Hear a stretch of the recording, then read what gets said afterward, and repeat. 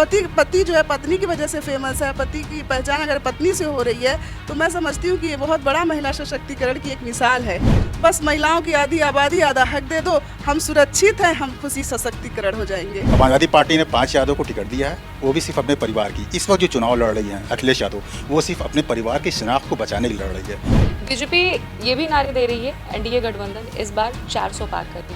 नहीं, ये तो जुमला है, जैसे इसके पहले मोदी जी ने बयान दिया था। कोशिश करेंगे यहाँ पे हम लघु उद्योग लगाने की, ताकि यहाँ के लोग रोजगार हासिल कर सकें। सड़क वो तो बनेगी इंशाल्लाह, उसमें तो कोई रोक नहीं। लोकसभा चुनाव की शुरुआत हो गई है। अगर उत्तर प्रदेश की बात कही जाए तो उत्तर प्रदेश में काफी ज्यादा हलचल देखने को मिल रहा है, क्योंकि अगर बात कही जाए उत्तर प्रदेश के हॉट सीटों के बारे में तो उत्तर प्रदेश में एक जिला आता है जिसका नाम है आजमगढ़। आजमगढ़ के बारे में बातचीत कही जाए और बीएसपी के बारे में खास करके बात कही जाए तो मायावती जो ने साफ तौर पर एक ही बात शुरुआत से उन्होंने कहा था कि ना इंडिया गठबंधन में रहेंगे ना एनडीए गठबंधन में रहेंगे। और आजमगढ़ की बात कही जाए तो एक नहीं दो नहीं बल्कि चौथी लिस्ट उन्होंने जारी की थी अपने प्रत्याशी की। काफी ज्यादा सोच समझ के उन्होंने चौथी लिस्ट जारी की। अगर तीसरे लिस्ट की बात कही जाए तो सबीहा अंसारी का उन्होंने नाम उसमें दर्ज किया था। उसके कुछ दिन बाद उन्होंने उनके पति का नाम, पत्नी की जगह पति का नाम फिर चौथी लिस्ट में किया, जिसका नाम है महशूद अहमद जी। इस वक्त महशूद अहमद जी और उनकी पत्नी यानी कि सबीहा अंसारी जी हमारे साथ मौजूद हैं।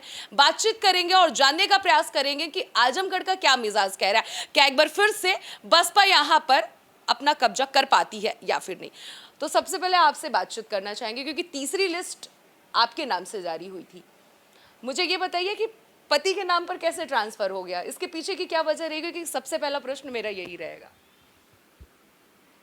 देखिए, बात तो सही है कि बहन जी ने मुझे आशीर्वाद देकर भेजा था जी। लेकिन कुछ इश्यूज थे कि जिसकी वजह से बहन जी ने टिकट ट्रांसफ़र कर दिया है मेरे पति मशहूद के नाम। और जो पिछला मेरा इतिहास देखेंगे तो मेरे हस्बैंड की ही वजह से मैं लगातार एक्टिव पॉलिटिक्स, मैं राजनीति जो है कांग्रेस पार्टी से शुरू की थी और मैं ही जो है एक्टिव पॉलिटिक्स में थी। और ये एक ऐतिहासिक फैसला है कि 1989 में 1978 में मोहसिना किदवई जी लड़ी थी और फिर उसके बाद मेरा नाम आया था। अगर किसी राजनीतिक दल ने किसी महिला प्रत्याशी को आजमगढ़ से प्रत्याशी बनाया था लोकसभा का तो दूसरी मेरा नाम आया था। लेकिन कुछ इश्यूज थे, बहरहाल मेरे हस्बैंड लड़ रहे हैं, नामांकन तो उनका हुआ है लेकिन चुनावी मैदान में सबीहा अंसारी चुनाव लड़ रही है। ठीक है, सबीहा अंसारी आजमगढ़ की राजनीति किस तरह से देख रही हैं? अभी आपने एक शब्द का इस्तेमाल किया कि नामांकन पति के नाम से हुआ है लेकिन चुनावी मैदान में मैं हूँ, कहीं ना कहीं बैक साइड से वर्क मैं कर रही हूँ। क्या राजनीति है? देखिए, जहाँ तक बहुजन समाज, मैं बताई आपसे पहले भी कि मैं कांग्रेस पार्टी में 12 साल टाइम दिया था और मैं एक विधानसभा मुबारकपुर 346 से विधानसभा की तैयारी कर रही थी। 17 में अलायंस होता है समाजवादी पार्टी और कांग्रेस से, तो हमारा मौका ख़त्म हो जाता है वहाँ पर। फिर मैं 22 का वेट करती हूँ। 22 का वेट मैं उसी 5 साल मैं उसी मेहनत और संघर्ष के साथ कांग्रेस पार्टी की नीतियों में विश्वास रखकर मैं हर जो भी कांग्रेस पार्टी के जो भी वर्क आता था मैं पूरी तन्मयता के साथ संघर्ष के साथ काम करती रहती हूँ। सन 2022 के इलेक्शन में आदरणीय प्रियंका गांधी जी यहाँ की प्रभारी होती है, इंचार्ज होती है उत्तर प्रदेश की, और उन्होंने विधानसभा के टिकटों में महिलाओं की 40% भागीदारी भी सुनिश्चित करती है। और मुबारकपुर से भी एक महिला प्रत्याशी ही चुनावी मैदान में आती है लेकिन वो हाउसवाइफ होती हैं, वो किसी नेता की पत्नी होती है। तो ऐसे में सबीहा अंसारी के पास एक धोखा होता है। तो सबीहा अंसारी को एहसास होता है कि शायद एक बुनकर की बेटी हूँ, एक साधारण परिवार की बेटी हूँ, शायद इसी वजह से मुझे सियासत में वो मुकाम हासिल नहीं हो सकता कि जिससे मैं अपनी समाज की सेवा कर सकूँ। ठीक है, आपने अभी बताया कि कहीं ना कहीं आपके साथ धोखा हुआ, जिसके बाद अभी ज़्यादा वक्त नहीं हुआ है, आप दोनों पति पत्नी शामिल हुए हैं बीएसपी पार्टी में। लेकिन अभी आपने जो बात कहा कि कहीं ना कहीं आपके साथ धोखा हुआ जिसकी वजह से आप और आपके पति ने पार्टी को छोड़ा। कांग्रेस पार्टी लगातार ये बात कहती है कि महिलाओं को हर महीने लाख रुपए उनके अकाउंट में जाएंगे, महिलाओं को वो लोग तवज्जो दे रहे हैं दूसरी पार्टियों के अकॉर्डिंग। फिर उस पार्टी में जो आपके रहने के बावजूद फिर इस तरह के सुलूक कैसे? क्योंकि आप काफ़ी वक्त उस पार्टी में दी हैं, क्या कुछ वजह रही होगी? इसके अलावा और क्या ऐसी वजह रही होगी कि जो आपको तवज्जो नहीं मिला? देखिए, ये क्वेश्चन तो आप कांग्रेस पार्टी के लोगों से ही आप पूछे तो ज़्यादा बेहतर होगा, लेकिन जो मेरी बात समझ में आई, मुझे ऐसा लगा कि उन्हें लगा कि एक बुनकर की बेटी, बुनकर से क्या प्रॉब्लम है उनको?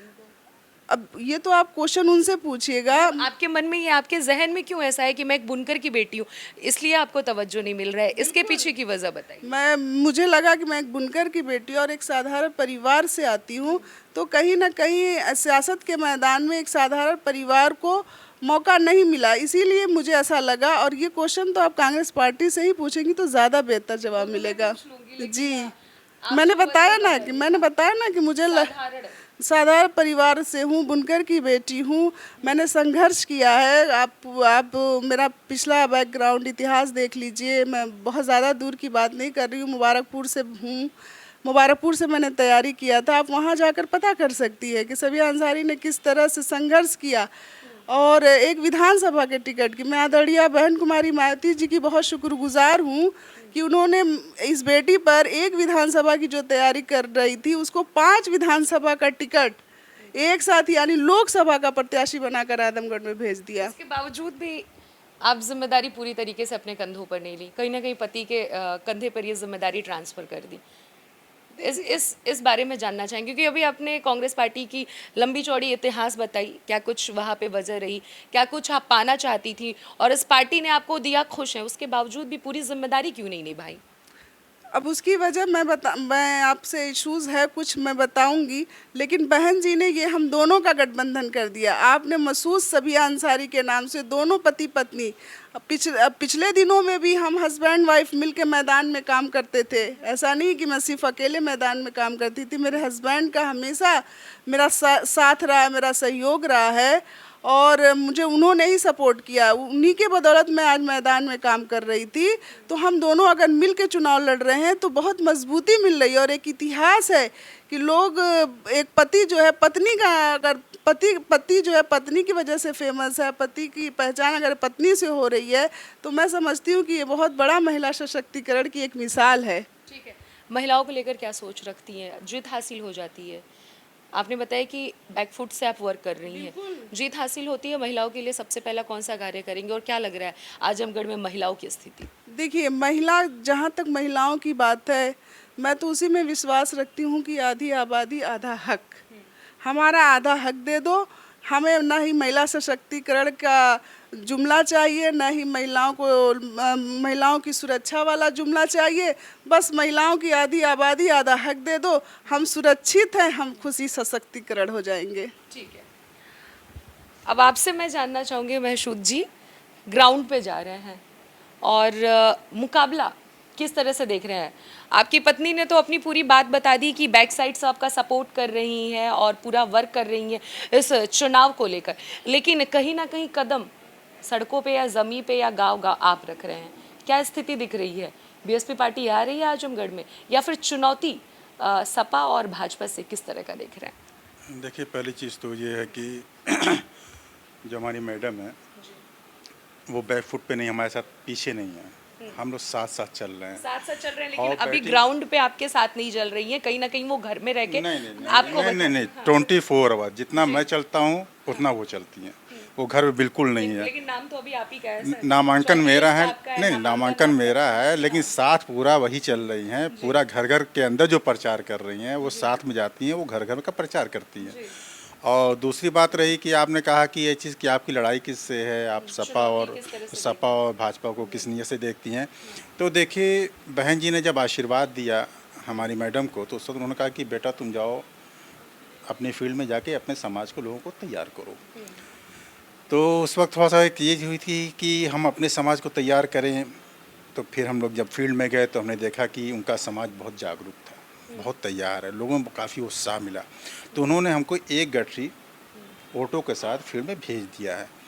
अब मैं थोड़ा सा अपने लोगों को जोड़ रहा हूँ, कोशिश कर रहा हूँ, लोग आ भी रहे हैं, सारे सर्व समाज को हमको समर्थन मिल रहा है, लोगों में काफ़ी उत्साह है कि हम आजमगढ़ के लाल हैं। एक तो ये कि जो दोनों कैंडिडेट हैं, दोनों बाहर के हैं, एक बॉम्बे या गाज़ीपुर से कह दीजिए, दूसरा सफ़ई परिवार से कह लीजिए। तो उस वजह से लोगों में एक सारे सर्व समाज में एक उत्साह है कि ये आजमगढ़ के बेटी और बेटा यानी मशहूर सबिया अंसारी एक साथ मिलकर चुनाव लड़ रहे हैं। तो जाहिर की बात है कि हम जो है हमारी पोजीशन बहुत अच्छी है, और बहुत अच्छी से मुराद ये कह लिए कि हम एक नंबर पे हैं।